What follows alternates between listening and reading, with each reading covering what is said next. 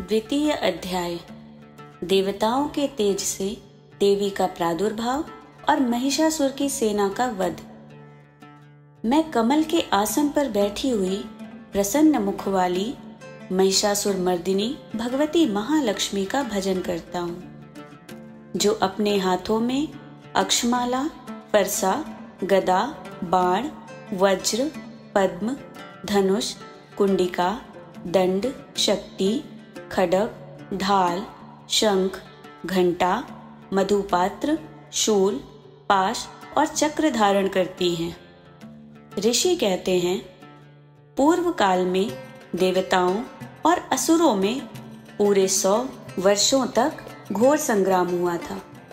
उसमें असुरों का स्वामी महिषासुर था और देवताओं के नायक इंद्र थे। उस युद्ध में देवताओं की सेना महाबली असुरों से परास्त हो गई। संपूर्ण देवताओं को जीतकर महिषासुर इंद्र बन बैठा। तब पराजित देवता प्रजापति ब्रह्मा जी को आगे करके उस स्थान पर गए जहां भगवान शंकर और विष्णु विराजमान थे।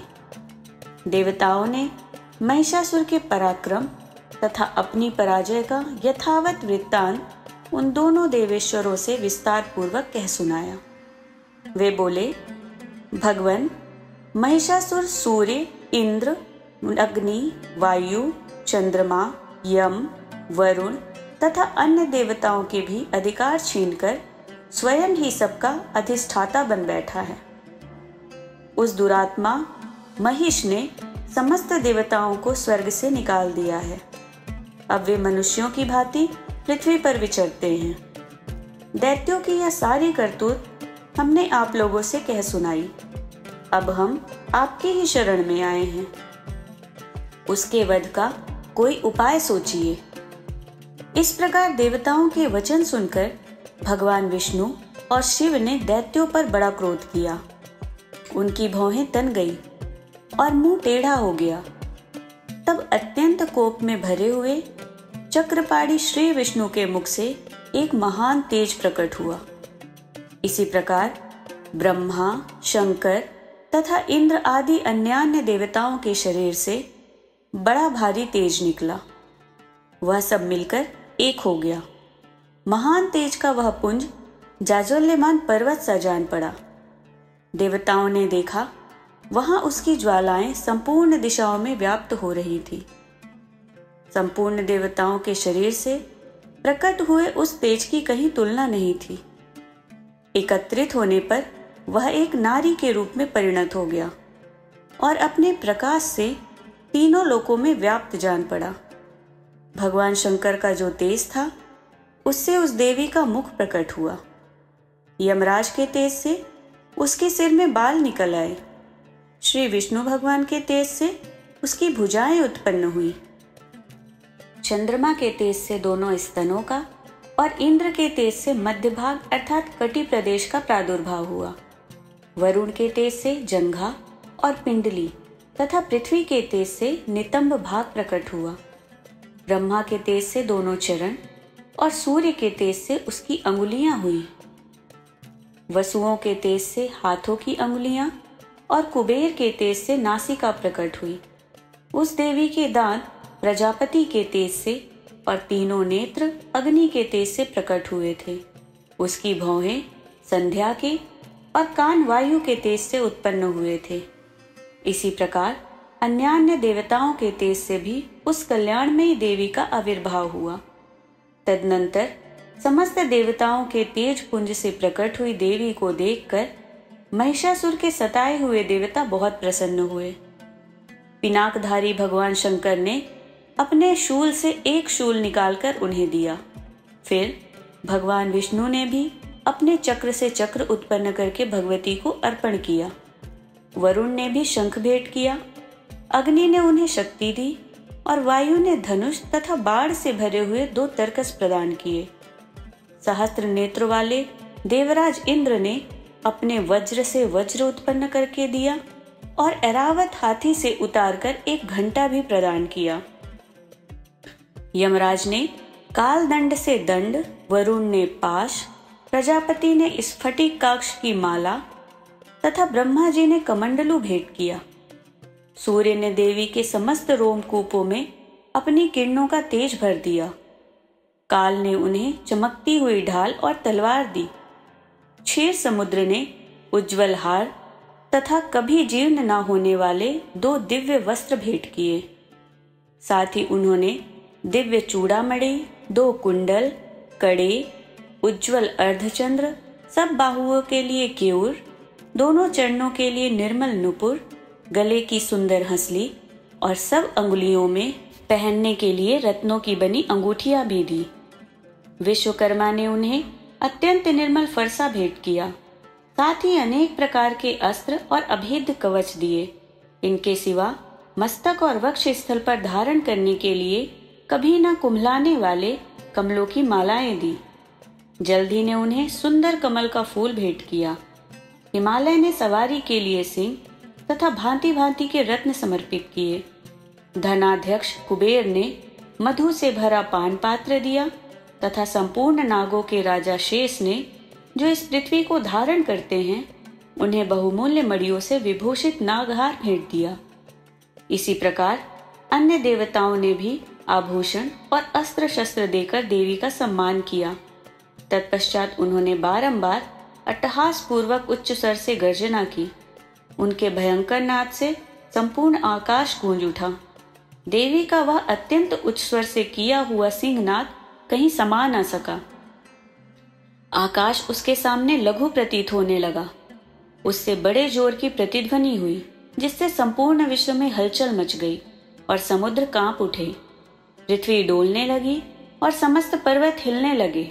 उस समय देवताओं ने अत्यंत प्रसन्नता के साथ सिंहवाहिनी भवानी से कहा, देवी तुम्हारी जय हो।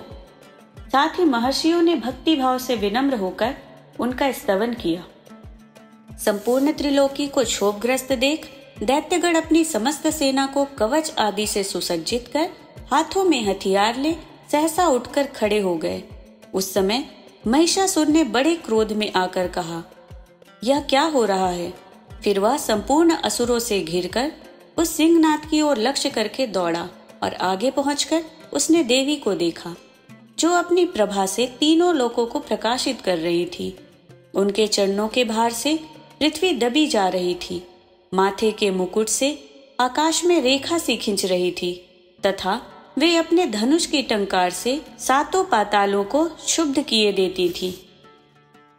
देवी अपनी हजारों भुजाओं से संपूर्ण दिशाओं को आच्छादित करके खड़ी थी। तदनंतर उनके साथ दैत्यों का युद्ध छिड़ गया। नाना प्रकार के अस्त्र शस्त्रों के प्रहार से संपूर्ण दिशाएं उद्धासित होने लगी। चिक्षुर नामक महान असुर महिषासुर का सेना नायक था। वह देवी के साथ युद्ध करने लगा। अन्य दैत्यों की चतुरंगिणी सेना साथ लेकर चामर भी लड़ने लगा। 60,000 रथियों के साथ आकर उदक्र नामक महादैत्य ने लोहा लिया। 1 करोड़ रथियों को साथ लेकर महाहनु नामक दैत्य युद्ध करने लगा, जिसके रोएं तलवार के समान तीखे थे।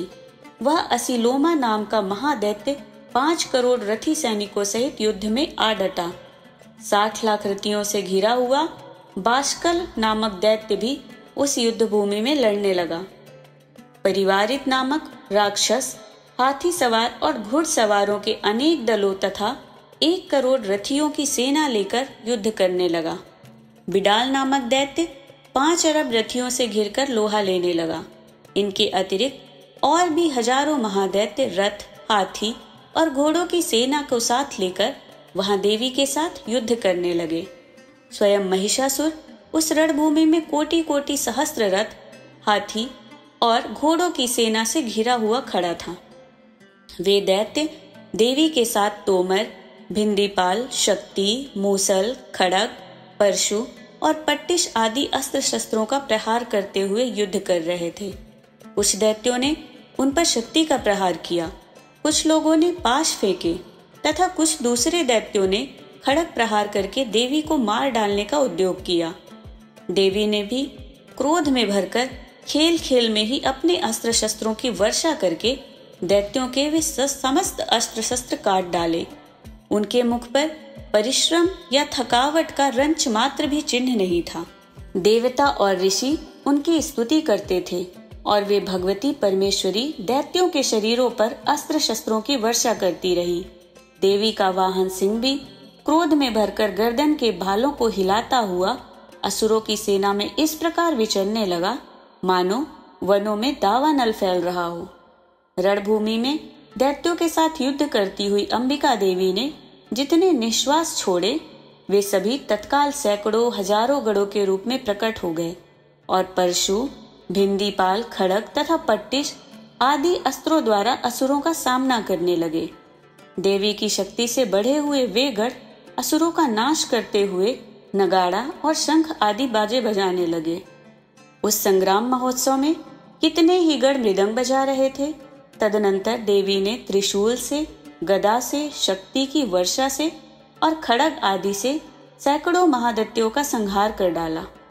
कितनों को घंटे के भयंकर नाद से मूर्छित करके मार गिराया। बहुतेरे दैत्यों को पाश से बांधकर धरती पर घसीटा। कितने ही दैत्य उनकी तीखी तलवार की मार से दो दो टुकड़े हो गए। कितने की ही गदा की चोट से घायल हो धरती पर सो गए। कितने ही मूसल की मार से अत्यंत आहत होकर रक्त वमन करने लगे। कुछ दैत्य शूल से छाती फट जाने के कारण पृथ्वी पर ढेर हो गए। उस रणांगण में बाण समूहों की वृष्टि से कितने ही असुरों की कमर टूट गई। बाज की तरह झपटने वाले देवपूडक दैत्यगण अपने प्राणों से हाथ धोने लगे। किन्हीं की बाहें छिन्न भिन्न हो गईं, कितनों की गर्दनें कट गईं, कितने ही दैत्यों के मस्तक कट कट कर गिरने लगे। कुछ लोगों के शरीर मध्यम भाग में ही विदीर्ण हो गए। कितने ही महादैत्य जांघें कट जाने से पृथ्वी पर गिर पड़े। कितनों को ही देवी ने एक बाह, एक पैर और एक नेत्र वाले करके दो टुकड़ों में चीर डाला। कितने ही दैत्य मस्तक कट जाने पर भी गिरकर फिर उठ जाते और केवल धड़ के ही रूप में अच्छे अच्छे हथियार हाथ में ले देवी के साथ युद्ध करने लगते थे। दूसरे कबंध युद्ध के बाजों की लय पर नाचते थे। कितने ही बिना सिर के धड़ हाथों में खड़ग, शक्ति और सृष्टि लिए दौड़ते थे तथा दूसरे दूसरे महादैत्य ठहरो ठहरो यह कहते हुए देवी को युद्ध के लिए ललकारते थे। जहां वह घोर संग्राम हुआ था वहां की धरती देवी के गिराए हुए रथ, हाथी, घोड़े और असुरों की लाशों से ऐसी पट गई थी कि वहां चलना फिरना असंभव हो गया था। दैत्यों की सेना में हाथी, घोड़े और असुरों के शरीरों से इतनी अधिक मात्रा में रक्तपात हुआ था कि थोड़ी ही देर में वहां खून की बड़ी बड़ी नदियां बहने लगी। जगदम्बा ने असुरों की विशाल सेना को क्षण भर में नष्ट कर दिया, ठीक उसी तरह जैसे तृण और काठ के भारी ढेर को आग कुछ ही क्षणों में भस्म कर देती है। और वह सिंह भी गर्दन के बालों को हिला हिलाकर जोर जोर से गर्जना करता हुआ दैत्यों के शरीरों से मानो उनके प्राण चुन लेता था। वहां देवी के गढ़ों ने भी उन महादैत्यों के साथ ऐसा युद्ध किया जिससे आकाश में खड़े देवतागण उन पर बहुत संतुष्ट हुए और फूल बरसाने लगे। इस प्रकार श्री मार्कंडेय पुराण में सावर्णिक मनवंतर की कथा के अंतर्गत देवी महात्म्य में महिषासुर की सेना का वध नामक दूसरा अध्याय पूरा हुआ।